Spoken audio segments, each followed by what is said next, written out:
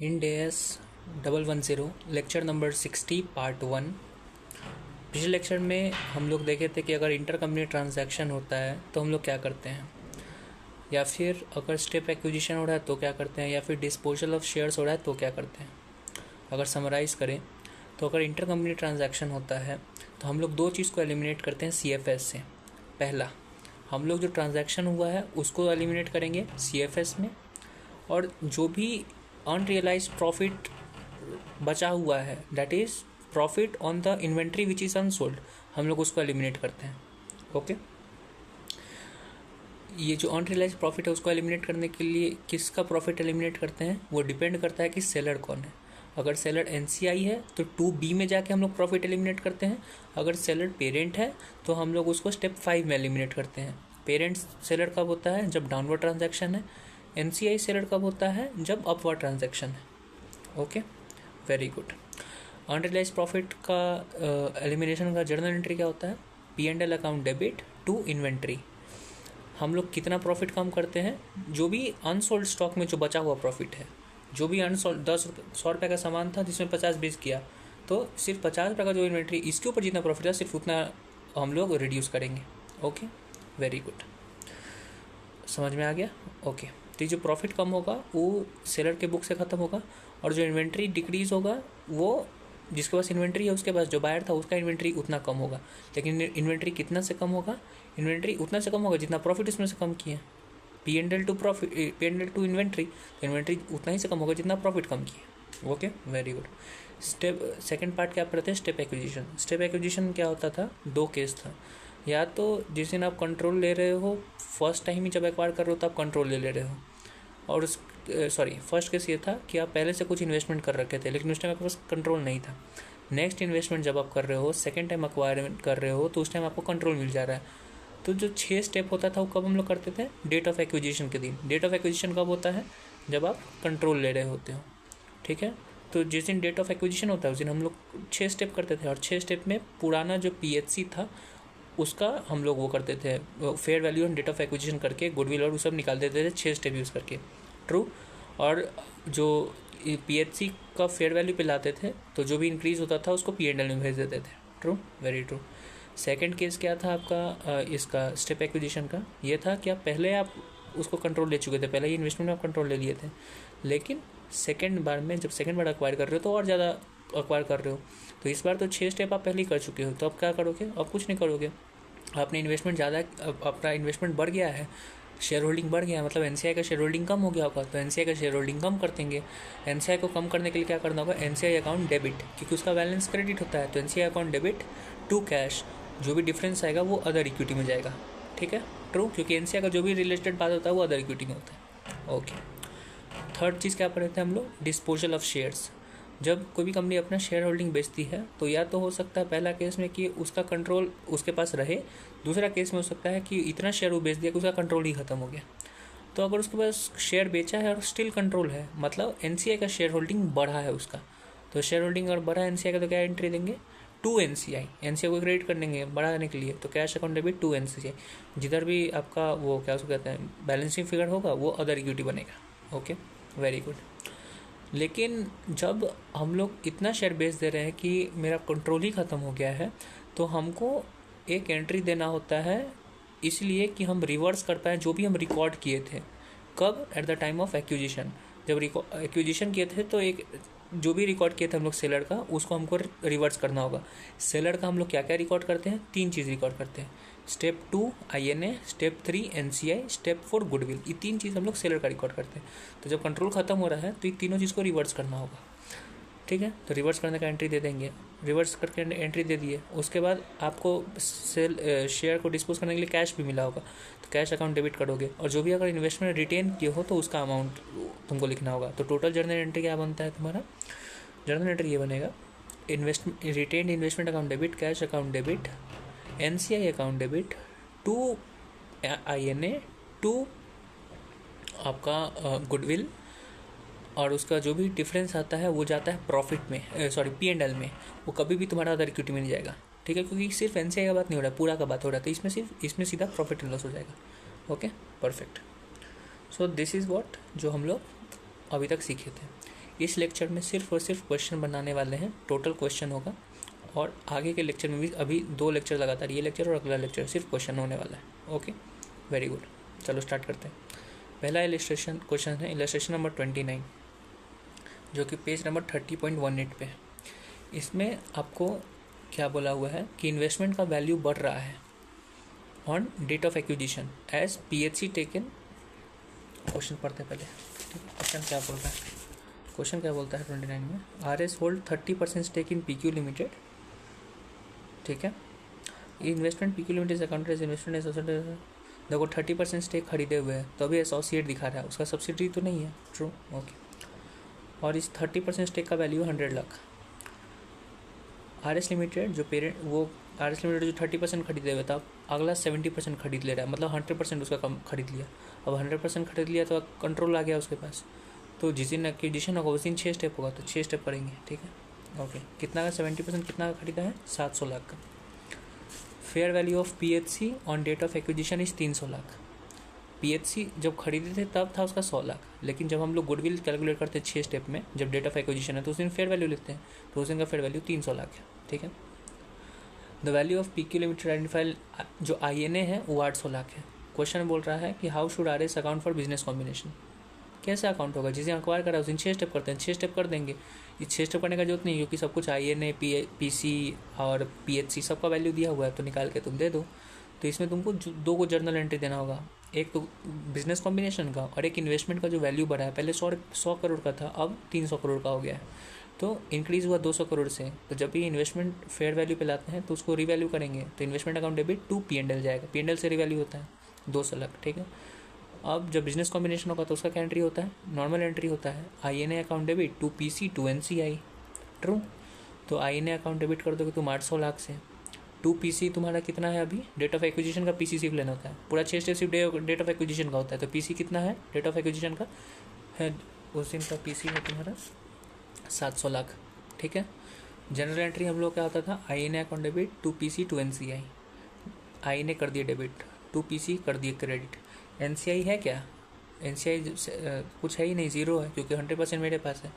तो 800 डेबिट हुआ है, 700 क्रेडिट हुआ है। INA to PC to NCI में जो भी डिफरेंस आता था वो गुडविल या GB भी बनता था। स्टेप 6 जब किए होगे, कैलकुलेट किए होगे गुडविल, तो गुडविल आ गया होगा तुम्हारे पास। तो आंसर है, जनरल एंट्री बना होगा INA तुम्हारा 800 lakh, goodwill 200 lakh, to PC 700 lakh. मतलब डेबिट में 1000 है, क्रेडिट में 700 है, 300 का भी डिफरेंस है। ये 300 हम लोग क्या करें, कहाँ से लाए भाई। तो सर बोले हैं कि ये अज्यूम किया गया है कि जो इन्वेस्टमेंट हमारा पुराना था PHC, उसको हम लोग SFS में रिकॉर्ड किए हुए होंगे। नॉर्मल चीज़ है, अभी तक वो CFS नहीं बना रहा होगा, क्योंकि वो अभी तक पेरेंट नहीं बना था, अभी तक एसोसिएट था उसका, तो CFS नहीं बना रहा था। अब जब CFS बनाया, इसका मतलब पहले से तो वो लोग SFS बना ही रहा होगा, और SFS में जब इन्वेस्टमेंट किया होगा तो इन्वेस्टमेंट अकाउंट डेबिट करके बैलेंस शीट में दिखा ही रहा होगा। तो बैलेंस शीट में जब इन्वेस्टमेंट दिख ही रहा है SFS में, तो उसको तो CFS में एलिमिनेट करना होता है। एलिमिनेट करने के लिए क्या करेंगे हम लोग, इन्वेस्टमेंट को क्रेडिट कर देंगे, एलिमिनेट हो जाएगा। कितना से क्रेडिट करेंगे भाई, जितना का इन्वेस्टमेंट है। अब इन्वेस्टमेंट है कितना का, 300 लाख का। भाई 100 लाख का था ना, अरे 200 लाख का बढ़ाया तो 300 लाख का हो गया। तब तुमको इन्वेस्टमेंट क्रेडिट करना होगा, और जो क्रेडिट कर दोगे तो तुम्हारा जनरल एंट्री फिक्स हो जाएगा। INA 800, goodwill 200, to PC 700, to investment 300, बन गया, जनरल एंट्री बन गया। ठीक है, परफेक्ट। नेक्स्ट क्वेश्चन है इलस्ट्रेशन नंबर 34, जो कि है तुम्हारा पेज नंबर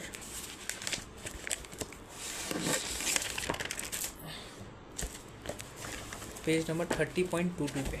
ठीक है, इस क्वेश्चन को पहले पढ़ लेते हैं। XYZ लिमिटेड पेरेंट है जो परचेज करा 80% शेयर, मतलब NCI 20% होगा। सब्सिडियरी कौन है, ABC limited. Date of acquisition 1 April, कि PC है 1,40,000 का। ठीक है, 80% पेरेंट के पास है, NCI के पास 20% है। डेट ऑफ एक्विजिशन 1 अप्रैल है, और परचेज कंसिडरेशन 1,40,000 है। Issued capital of ABC limited और 1 अप्रैल 11 बजे 1 लाख। जब ABC लिमिटेड का 80% हम खरीद रहे हैं, उसी ने ABC लिमिटेड के पास टोटल इशू किया हुआ था शेयर 1 लाख, मतलब हम उसका कितना खरीदे होंगे, 80%, दैट इज 80,000 शेयर हम खरीदे हुए हैं, 20% 20,000 शेयर NCI खरीदा हुआ होगा। और ये तो इक्विटी शेयर कैपिटल था 1 लाख का। बाकी और क्या बोल रहा है कि उसके profit and loss account, that is other equity में उसका 60,000 रुपया है 1 अप्रैल 11 को, मतलब ओपनिंग बैलेंस है। Okay, for year ending 31 March 12, 1 April 11 को ख़रीदा है, 31 मार्च 12 का बात कर रहा है। 31 मार्च 12 को ABC लिमिटेड ऑन किया है 20,000 रुपया, जो सब्सिडरी कंपनी है वो 20,000 रुपया प्रॉफिट कमाई है पूरा साल में, ठीक है। And later on it declare something, ठीक है। सुनो, 1 अप्रैल को हम लोग बिजनेस खरीद रहे हैं, 31 मार्च को हम लोग क्या उसको कहते हैं, बता रहे हैं कि 31 मार्च को पूरा साल में हम प्रॉफिट कमाए हैं 20,000 रुपया। तो ये जो प्रॉफिट है तुम्हारा पोस्ट एक्विजिशन प्रॉफिट है या प्री एक्विजिशन प्रॉफिट है? प्री एक्विजिशन क्या होता है, डेट ऑफ ईयर स्टार्ट से लेकर डेट ऑफ एक्विजिशन तक। तो ईयर स्टार्ट कब हो रहा है? 1 अप्रैल को। डेट ऑफ एक्विजिशन क्या है? 1 अप्रैल। तो प्री एक्विजिशन कुछ है ही नहीं, सब कुछ पोस्ट एक्विजिशन हो गया। पोस्ट एक्विजिशन क्या होता है? डेट ऑफ एक्विजिशन से year end. Date of acquisition से ईयर एंड पूरा 12 महीना है, तो जो 20,000 रुपया है पूरा पोस्ट एक्विजिशन प्रॉफिट है, ठीक है। Okay, and later on it declared and paid a dividend of 30,000। बोल रहे हैं कि डिविडेंड हम लोग डिक्लेयर किया है 30,000 रुपया का। यहाँ पे एक वर्ड है जो रेड पेन से हम मार्क किए हैं, लेटर ऑन। इसका कहने का मतलब है लेटर ऑन का कि भले ही बोल रहा है 31 मार्च 12 का बाद, लेकिन लेटर ऑन हम पे किए हैं, मतलब 31 मार्च 12 को डिविडेंड पे नहीं हो रहा है, बाद में पे हो रहा है।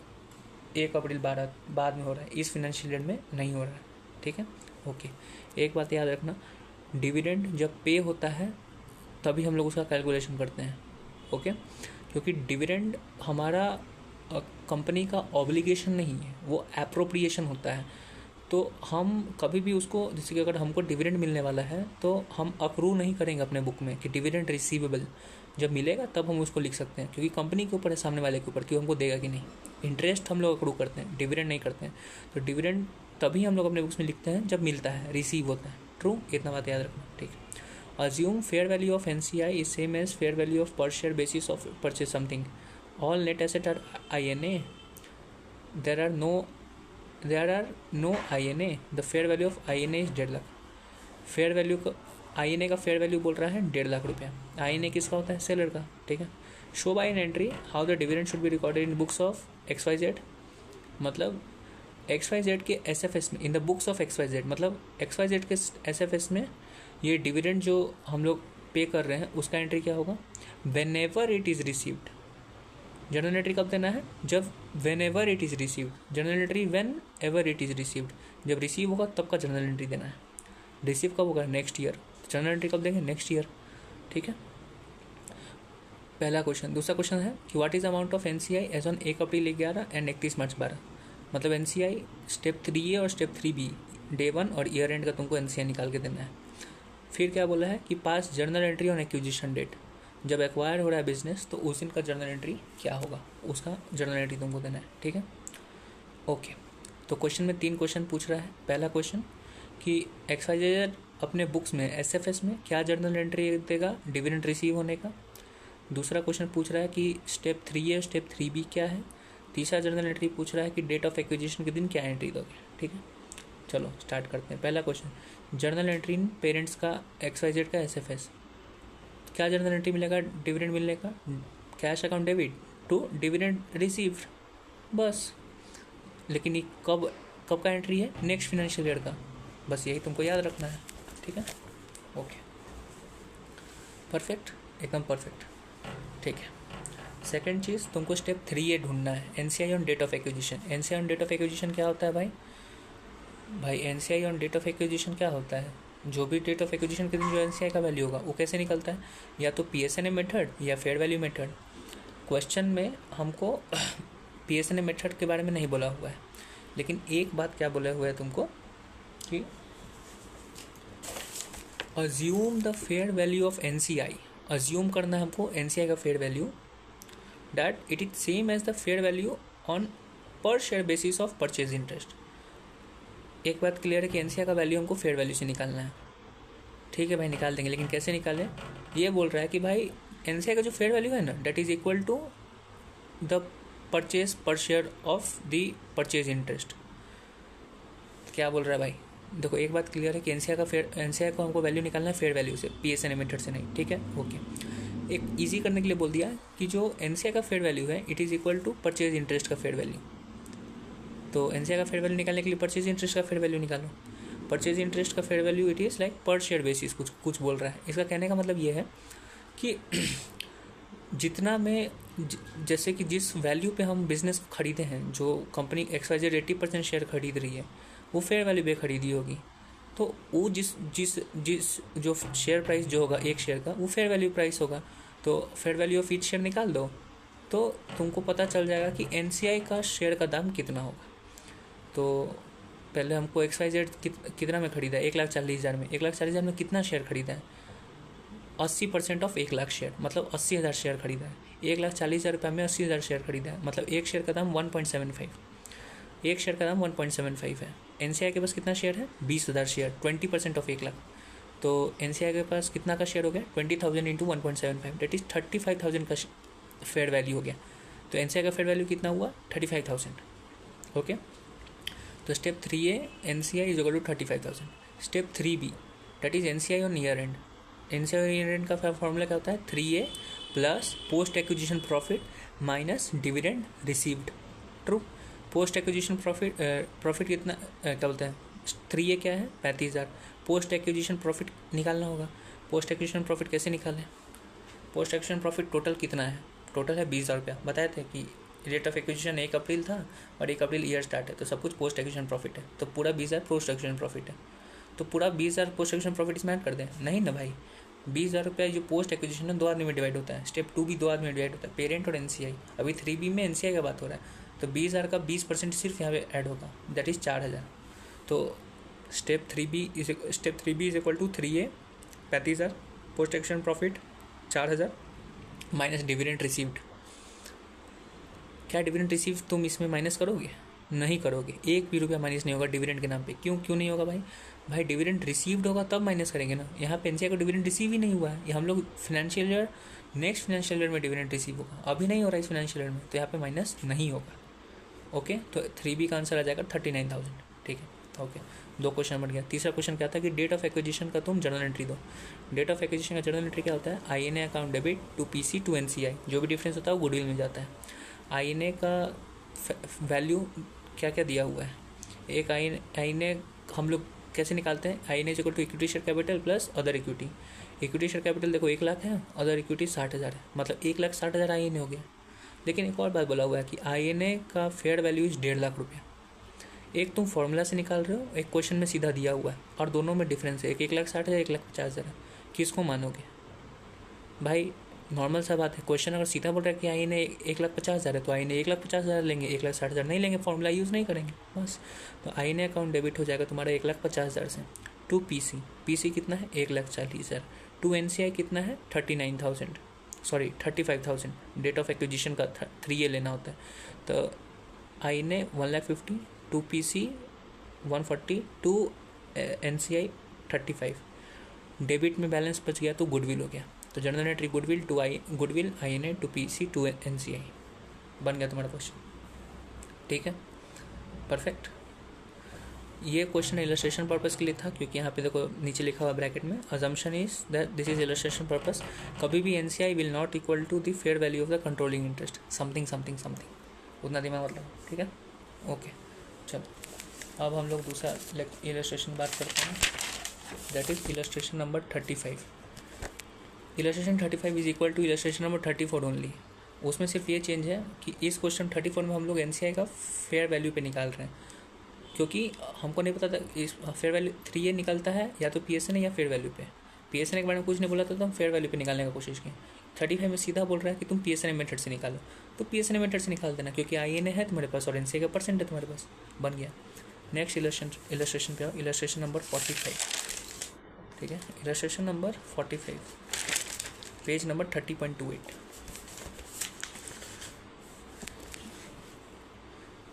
क्या है question? Entity P sells 20% interest in wholly owned subsidiary. Entity कोई P है जो 20% शेयर बेच रही है। किसका बेच रही है? एक होली ओन्ड सब्सिडियरी, मतलब 100% इसके पास था, 20% बेच रही है, मतलब 100% इसके पास था, 20% अब बेच रही है, मतलब अब इसके पास कितना है? 80%। डिस्पोजल ऑफ शेयर है 20%, लेकिन क्या कंट्रोल लॉस्ट हो रहा है? नहीं, कंट्रोल स्टिल मेंटेन्ड। ओके, तो भाई disposal plus control still maintain, तो क्या होता है? NCI डिक्रीज होता है।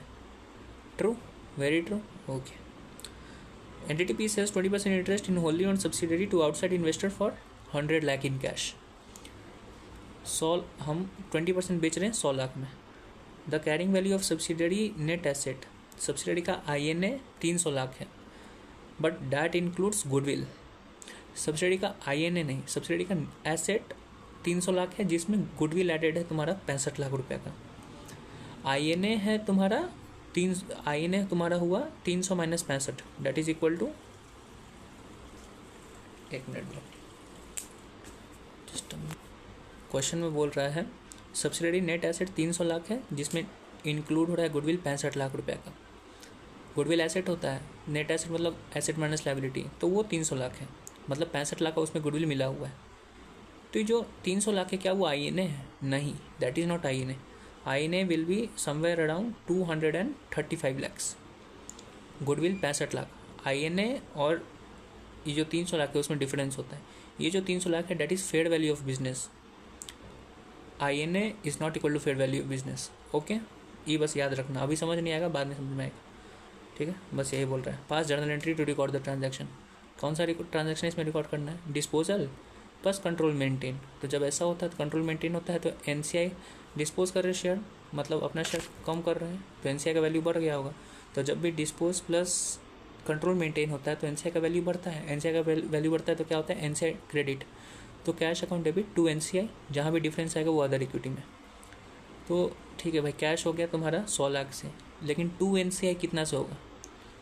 NCI कितना से होगा भाई? जब NCI बढ़ रहा है, NCI जब बढ़ता है, देखो एक समरी हम यहाँ देना चाहते हैं जो हर वक्त याद रखना, जब NCI बढ़ रहा है तो मतलब रिकॉग्नाइज कर रहे हैं उसको, और रिकॉग्नाइज करना पड़ रहा है हमको। जब भी NCI रिकॉग्नाइज होता है तो 2 मेथड से रिकॉग्नाइज होता है, या तो PSNA मेथड या फेयर वैल्यू मेथड। लेकिन जब NCI कम होता है, डेट इज़ डी रिकॉग्नाइज होता है, तो उसको कैरिंग अमाउंट पे करते हैं। ये तो तुमको नॉर्मल यूनिवर्सल लॉ है कि जब भी डी रिकग्निशन होगा तो कैरिंग अमाउंट पे होगा, जब भी डी रिकग्निशन होगा तो कैरिंग अमाउंट पे होगा। लेकिन जब रिकग्निशन होगा NCI का तो क्या होगा? फेयर वैल्यू मेथड या PSNA मेथड। डी रिकग्निशन कोई भी चीज़ का हो, कैरिंग अमाउंट पे होगा। लेकिन और यहाँ पे NCI का रिकग्निशन अगर बात कर रहे हैं रिकग्निशन का, तो हम लोग फेयर वैल्यू या PSNA मेथड से करते हैं। True, very true. तो यहाँ पे क्या हो रहा है? NCI रिकग्नाइज करना पड़ रहा है क्योंकि NCI बढ़ रहा है, तो या तो PSNA से ढूंढो या फिर NCI फेयर वैल्यू से ढूंढो। PSNA से तुम ढूंढ नहीं पा रहे हो और बोल नहीं रहा है, तो तुमको अगर जब भी ये क्वेश्चन बोल रहे हैं net asset including goodwill excluding goodwill, तो समझना है कि फेयर वैल्यू से तुमको NCI निकालना है, ठीक है। तो जब फेयर वैल्यू से निकालना होता है तो NCI कैसे निकलेगा? हमको मानना होगा कि NCI कैसे निकलेगा, कोई भी NCI का फेयर वैल्यू कैसे निकलेगा। अगर बिजनेस का फेयर वैल्यू ले लें तो उसमें से जितना पेरेंट ओन कर रहा है तो पेरेंट का फेयर वैल्यू आ गया, जितना NCI ओन कर रहा है उतना NCI का फेयर वैल्यू आ गया, ठीक है। तो यहाँ पे जो 300 लाख है वो फेयर वैल्यू दिया हुआ है, बोले तो वो INA नहीं है, तो 300 लाख का कितना परसेंट उसको मिल जाएगा? 20%। मतलब NCI कितना का हो गया? फेयर वैल्यू क्या हुआ NCI का? 60 लाख रुपया। तो cash account debit 100 lakh to NCI 60 lakh. अभी डिफरेंस कहाँ बन रहा है? क्रेडिट में। तो 40 लाख का तुम्हारा अदर इक्विटी। बस समझ में आ गया। इस क्वेश्चन में तुमको 2 चीज़ समझ में आया। जब क्वेश्चन में ऐसे बोला कि subsidiary net asset is this and including excluding goodwill something, तो उसमें समझ लेना कि गुडविल और अदर एसेट को इंक्लूड कर दोगे तो वो फेयर वैल्यू बनता है, ठीक है। वो INA नहीं है, फेयर वैल्यू है, ठीक है। और जब क्वेश्चन में तुमको ऐसे बोल दिया है कि subsidiary net asset is this including goodwill, और तब तुमको NCI का वैल्यू निकालना है, तो समझ लेना फेयर वैल्यू से निकलेगा। फेयर वैल्यू ऑफ बिजनेस का NCI % निकालोगे तो NCI का % निकल जाएगा, ठीक है। बस हो गया इलस्ट्रेशन नंबर तुम्हारा 45। अब हम लोग आते हैं इलस्ट्रेशन नंबर, और एक और चीज़ सॉरी जो बताई है तुमको, NCI अगर डी रिकग्नाइज होगा तो कैरिंग अमाउंट पे, NCI रिकग्नाइज होगा तो कैरिंग फेयर वैल्यू या फिर PSNA method. True, okay. Illustration number 46 पे आते हैं। What is illustration number 46? Illustration number 46 is on page number 30.29। Entity a parent है, अक्वायर कर रहा है 60% ऑफ एंटिटी बी। 60% एक्वायर कर रहा है मतलब 40% NCI है। 2 ईयर्स अगो 6000 के लिए 6000 रुपये में आज से 2 साल पहले एंटिटी ए 60% इक्विटी खरीद रहा है एंटिटी बी का। Eight the time entity be fair value was 10,000, it has net asset with fair value 6000 purpose of example was same as book value. Goodwill of 2400 was recorded on 1 October 10. Entity A acquires further 20% interest in entity B taking its holding to 80%. पहले 60% था, अब 20% और खरीद लिया तो total हो गया 80%. तो ये कौन सा क्वेश्चन है? स्टेप एक्विजिशन का है. लेकिन पहले ही देखो इसके पास कंट्रोल था, पहले ही कंट्रोल था और अक्वायर कर रहा है, तो सेकंड केस हो गया. सेकंड केस में हम लोग क्या करते थे, याद करो. सेकंड केस में हम लोग क्या करते थे कि डेट ऑफ एक्विजिशन 6 स्टेप हो चुका था, तो सिर्फ यहाँ पे एनसीआई को कम कर रहे हैं क्योंकि अपना शेयर बढ़ रहा है. एनसीआई कम होगा तो क्या होगा, एनसीआई कम होगा तो उसका जर्नल एंट्री होता है NCI account debit to cash. ठीक है, और जो भी डिफरेंस होता है वो अदर इक्विटी में जाता है. यहाँ पे एनसीआई डी रिकग्नाइज होगा, कम होगा. डी रिकग्नाइज होगा तो कैरिंग अमाउंट पे होगा. ठीक है, याद रखो. एट द टाइम, फिर नीचे क्या लिखा हुआ है, हाँ, at the time of fair value of entity B is 20,000 and entity A pays 4,000 for 20% interest. जो अभी 20% और खरीद रहा है उसका पीसी है 4,000 रुपया. ठीक है, at the time of purchase the fair value of entity B net asset is 12,000 and carrying amount of NCI is 4,000. NCI का कैरिंग अमाउंट 4,000 समथिंग. ठीक है, छोड़ हटाओ. तुमको जर्नल एंट्री क्या देना है? जर्नल एंट्री देना है NCI account debit to cash, जो भी डिफरेंस होगा वो अदर इक्विटी में. टू कैश कितना जा रहा है? 4,000 रुपया, साफ साफ. ठीक है, वो तुमको पता है. एनसीआई का तुम जर्नल एंट्री, एनसीआई का वैल्यू कितना जाएगा? एनसीआई का वैल्यू होगा तुम्हारा कैरिंग अमाउंट पे. तो एनसीआई का कैरिंग अमाउंट कैसे निकालोगे मेरे भाई? उसके लिए तुमको एक ग्राफ बनाना पड़ेगा. क्या कि एनसीआई अभी कितना का था? 4,000 रुपया का. बोल रहा है कैरिंग अमाउंट ऑफ एनसीआई 4,000 रुपया. 4,000 रुपया लिख दो. लेकिन 4,000 रुपया कितना परसेंट के लिए था? Eight the time of purchase, मतलब परचेज के समय उसके पास कैरिंग अमाउंट 4,000 रुपया था. तो परचेज के टाइम उसके पास 4,000 का कैरिंग अमाउंट था. उसका शेयर कितना था? 40%. 60% खरीदे हुए था तो 40% था. तो जो 4,000 जो दिखा रहा है वो 40% के लिए. ओके, ये जो 4,000 दिखा रहा है वो 40% के लिए. फाइन. तो इसमें से 20% और कम हो रहा है. तो अगर 40% इज इक्वल टू 4,000 है तो 20% is equal to 2,000. Cross multiplication करोगे तो पता चल जाएगा. तो 2,000 रुपया का डी रिकग्निशन हो रहा है. तो ये 2,000 रुपया क्या है? कैरिंग अमाउंट का प्रोपोर्शनल अमाउंट है. True, very true, without any confusion. Yes. तो हम लोग एनसीआई अकाउंट डेबिट करेंगे 2,000 से, टू कैश करेंगे. कैश कितना जा रहा है हमारा? 4,000 रुपया. डिफरेंस कितना का है? 2,000. कहाँ पे हो रहा है? डेबिट में. और तो अदर इक्विटी 2,000 से हो जाएगा. NCI 2,000, other equity 2,000, to cash 4,000 रुपया. समझ में आ गया? फिर से एक समरी दे रहे हैं. एनसीआई अगर बढ़ रहा है, रिकॉग्नाइज होगा तो फेयर वैल्यू या पीएसएनए मेथड. एनसीआई कम होगा तो कैरिंग अमाउंट पे होगा. ठीक है, और कैरिंग अमाउंट पे इन द सेंस जो भी प्रोपोर्शनेट उसका होने वाला है उतना जाएगा. ठीक है, जैसे कभी प्रोपोर्शनेट हम लोग निकाले, 4,000 का पूरा 40% था तो उसका फिर 20% करके हम लोग निकाले. ट्रू, यस, बस, वेरी गुड. तो ऐसे करके ये भी क्वेश्चन तुम्हारा बन जाएगा. अब तुम्हारा क्वेश्चन आता है इलस्ट्रेशन नंबर 47. ठीक है, आ जाओ 47 पे. इसमें क्या है? ए लिमिटेड अक्वायर कर रहा है 10% additional share of 70% of subsidiary. Step acquisition का क्वेश्चन. पहले ही 70% शेयर था, हमारे पास पहले से कंट्रोल था और कर रहे हैं. तो कौन सा केस है? सेकंड केस है. डेट ऑफ एक्विजिशन पहले हो चुका था, अब फिर से और ज़्यादा शेयर हम खरीद रहे हैं, मतलब एनसीआई कम हो रहा है. एनसीआई डी रिकग्नाइज होता है तो हम लोग क्या करते हैं? एनसीआई डी रिकग्नाइज होता है तो उसको कैरिंग अमाउंट पे हम लोग ले जाते, कम करते हैं. एनसीआई डी रिकग्नाइज होता है तो NCI account debit to cash करते हैं. जो भी डिफरेंस आता है वो हमारा जाता है अदर इक्विटी में. ट्रू. तो पहले जर्नल एंट्री दे दो. NCI account debit to cash. इसमें कैश कितना का जा रहा है? कैश कितना जा रहा है? कोई आइडिया ही नहीं दिया. कहाँ लिखा हुआ है? The following is the respect of NCI the reporting of NCI not should goodwill be adjusted for the change. Cash का इसमें क्या बोल रहा है? हाँ, कैश का बोल रहा है purchase price of additional 10% interest 2,600 रुपया.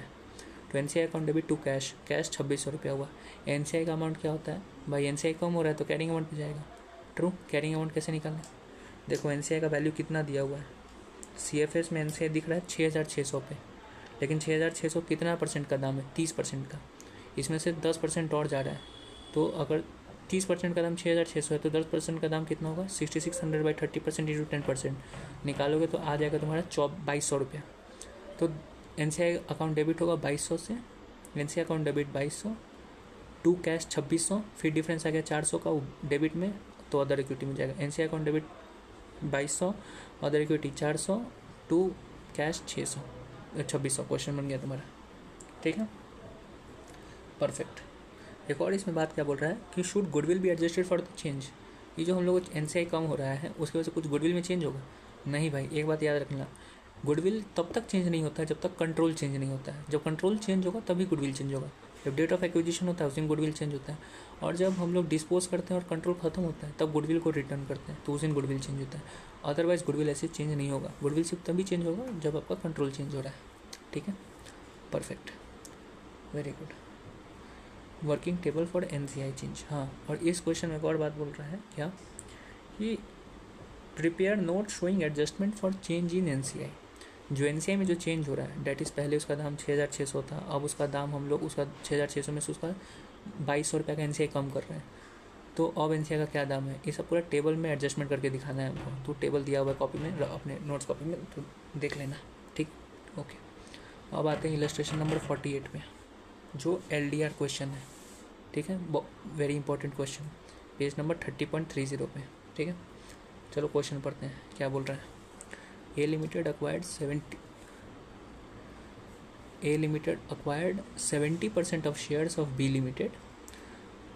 पेरेंट 70% शेयर लड़ा B Limited का। एनसीआई कितना होगा? 30%। 1 अप्रैल 10 को when fair value of net asset was 200 lakh. INA है इसका कितना? 200 लाख 1 अप्रैल 10 को। ड्यूरिंग 10/11 B Limited 1 अप्रैल 10 को खरीद रहा है और 1 अप्रैल 10 डेट ऑफ एक्विजिशन है। प्री एक्विजिशन कुछ नहीं हुआ, 0 टाइम, सब पोस्ट एक्विजिशन हो गया। During 10/11 B Limited made a profit of 100 lakh. ये पूरा 100 लाख क्या हो गया? Post acquisition. Individual and consolidated balance sheet, SFS और CFS दोनों दिया हुआ है 31 मार्च 11 का। ठीक है, ओके। A Limited acquired another 10% stake in B Limited on 1 April 11। 1 April 10 को 70% खरीदा था, 1 अप्रैल 11 को खरीद लिया कितना? 10% और खरीद लिया। कौन सा क्वेश्चन है? स्टेप एक्विजिशन का। कौन सा case? Second case. Date of acquisition कोई और था, 1 अप्रैल 10, और बढ़ा रहा है तो स्टेप 6 स्टेप कंप्लीट कर चुके हैं। जब स्टेप डेट ऑफ एक्विजिशन का 6 स्टेप कर चुके हैं, इन्वेस्टमेंट और बढ़ रहा है, मतलब एनसीआई कम हुआ होगा। ट्रू, एनसीआई कम होगा तो journal entry NCI account debit to cash. NCI कम हो रहा है, डी रिकॉग्नाइज होता है, कैरिंग अमाउंट पे जाएगा। ठीक है, ओके। तो कितना में खरीद रहे हैं? 32 लाख, तो टू कैश 32 लाख। एनसीआई कितना से डेबिट होता है? उसका जो भी कैरिंग अमाउंट है, जो भी प्रोपोर्शनेट अमाउंट है। The proportionate carrying amount of NCI 30 lakh. Low, question सीधा बोल दिया कि proportionate carrying amount of NCI 30 lakh. Question खुद से दे दिया है कि प्रोपोर्शनेट अमाउंट 30 लाख रुपया है। तो NCI account debit 30 lakh, to cash 32 lakh. Difference 2 lakh का हुआ तुम्हारा debit side. NCI 30, other equity 2, to cash 32। ठीक है, जर्नल एंट्री बन गया तुम्हारा डिस्पोजल का, स्टेप एक्विजिशन का। Show the individual and consolidated balance sheet of group immediately after change in NCI. तुमको इसमें जर्नल एंट्री नहीं देके तुमको CFS और SFS बनाना है।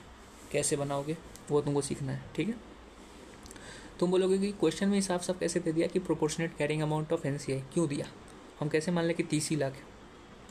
ठीक है भाई, मत मानो, कैलकुलेट करो। एनसीआई कितना पे जाता है कैरिंग अमाउंट पे? इसके पास एनसीआई का फेयर वैल्यू कितना था? देखो 90 लाख रुपया का फेयर वैल्यू था, लेकिन 90 लाख कितना परसेंट है? 30%। एनसीआई 30% था और 30% का दाम 90 लाख रुपया है।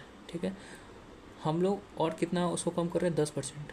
तो 90 लाख इज इक्वल टू 30%, तो 10% का दाम is equal to 90 lakh by 30% into 10%, that will be equal to 30 lakh only. That is what they have given. बस ऐसा करके तुम जर्नल एंट्री दे दोगे। अब जब CFS बनाओगे जाओगे तो क्या क्या करना तुमको होगा? जब CFS तुम बनाने जाओगे तो तुमको 3 चीज़ का ध्यान रखना है। एक पहला बात, एनसीआई कम होगा 30 लाख रुपये से, अभी 90 लाख का है, अब वो 60 लाख का हो जाएगा CFS में। ये जो 30 लाख रुपया दे रहे हो उससे तुम्हारा कैश कम हो जाएगा। पहले कैश था इसका 93 लाख, 93 लाख में से 32 लाख कम करना पड़ेगा, क्योंकि 32 लाख कैश दिए हो, 32 लाख कैश में गया। ठीक है, कैश -1, 93 - 32।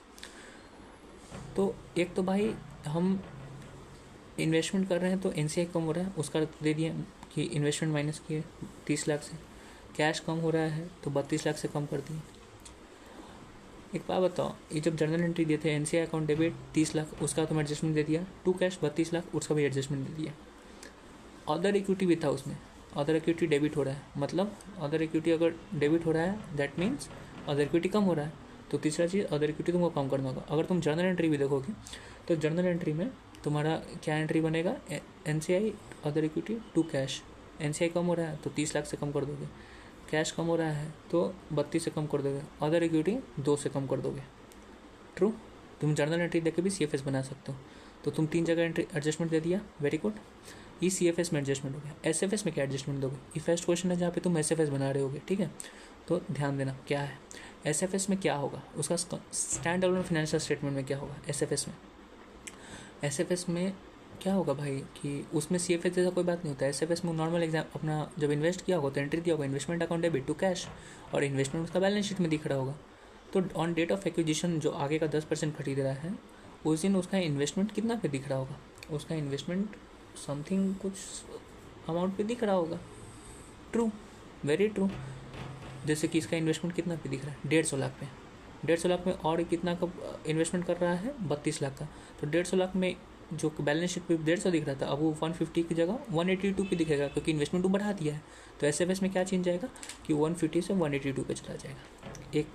एक चेंज। दूसरा चेंज क्या कि भाई उसका कैश कम हुआ है, उसका तुमको एडजस्टमेंट, फिर उसके बाद तुम्हारा बस हो गया।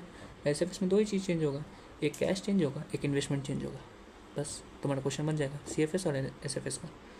ऐसे करके तुम क्वेश्चन आगे बना सकते हो, ठीक है, परफेक्ट। अब आते हैं इलस्ट्रेशन नंबर 49 पे।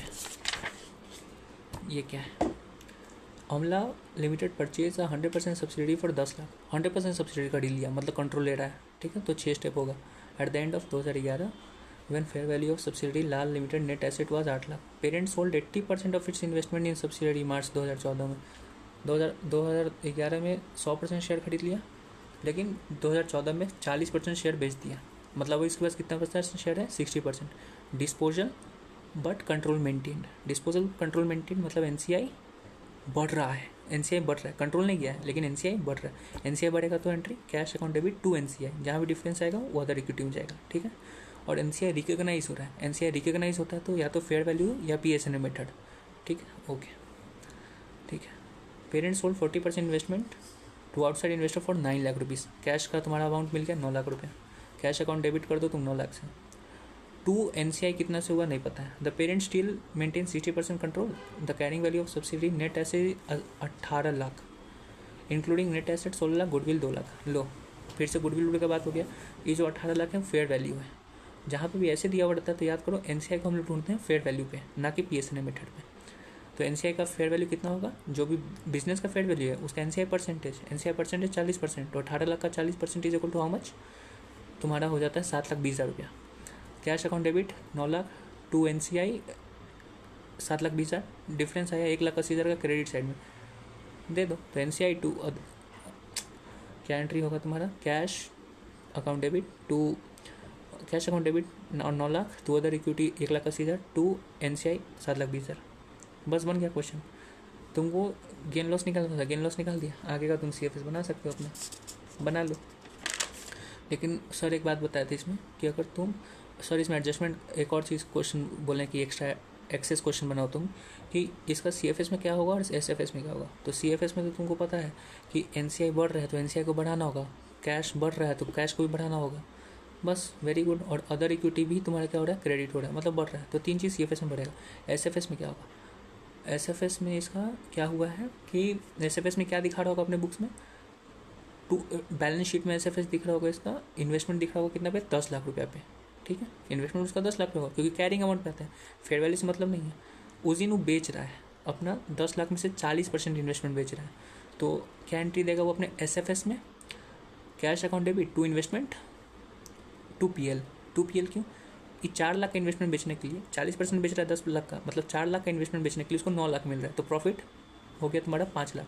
ये प्रॉफिट अदर इक्विटी में जाएगा कि कहाँ जाएगा, भाई अदर इक्विटी में जाएगा, लेकिन अभी P&L में सीधा होगा। ट्रू। तो जनरल एंट्री क्या होगा, cash account debit to investment to PL, okay. ये होगा SFS में। CFS में अलग चीज़ होगा, उसमें तो इन्वेस्टमेंट का कुछ बात ही नहीं होता क्योंकि इन्वेस्टमेंट उसमें एलिमिनेट कर चुके हैं, हम अभी SFS का बात कर रहे हैं, ठीक है, ओके। ये बन गया इलस्ट्रेशन नंबर 49। अब आ जाओ इलस्ट्रेशन नंबर 50 पे, ठीक है। व्हाट इज इलस्ट्रेशन 50, इलस्ट्रेशन 50 भी वही चीज़ है जो इस क्वेश्चन में है। क्या चीज़ को दिमाग में रखना है, क्या बोल रहा है इसमें कि एक लाइन लिखा हुआ है, at the time of sale carrying value of subsidy net asset in CFS entity A is 1300 crore, additionally goodwill 200 crore. फिर वैसे करके दे दिया, मतलब फेयर वैल्यू कितना हो गया, एसेट प्लस गुडविल 1500 करोड़। तो इसमें भी तुमको वैसी NCI निकालना होगा, वैसी परसेंटेज करके, और वैसे करके तुम्हारा क्वेश्चन इसमें होगा कि NCI बढ़ रहा होगा। ठीक है, देखो स्टील कंट्रोल है, डिस्पोजल हो रहा है, तो NCI बढ़ रहा है, तो कैश टू NCI परसेंट करोगे तो क्या NCI को तुम रिकग्नाइज करोगे। ऐसे क्वेश्चन दिया मतलब फेयर वैल्यू भी रिकग्नाइज करोगे, फेयर वैल्यू तुम निकालोगे 1500 इंटू जो भी NCI का परसेंट है वो, वैसे करके तुम्हारा क्वेश्चन बन जाएगा। बस, बाय बाय।